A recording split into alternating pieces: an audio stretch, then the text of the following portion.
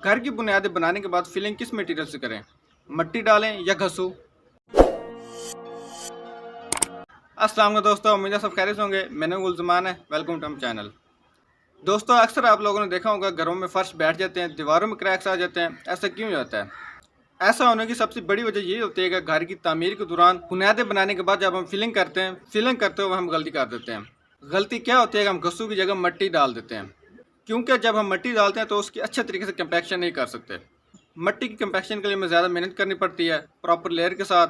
मट्टी वाली फिलिंग अगर पानी ज़्यादा चला जाए तो नीचे स्लश बन जाता है। यही वजह है कि हम मट्टी से ज़्यादा घसू को फिलिंग के लिए बेस्ट करार देते हैं, क्योंकि जो घसू वाला मटेरियल होता है वो मट्टी और रेत का मिक्सर ही होता है।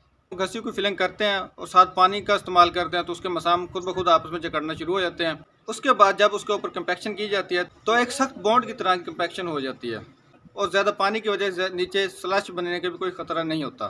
तो ठीक है दोस्तों, अगर हम घरों में कंपैक्शन की वजह से होने वाले नुकसान से बचना चाहते हैं तो घर की तमीर के दौरान फिलिंग करते वक्त हमने घसू का इस्तेमाल करना है।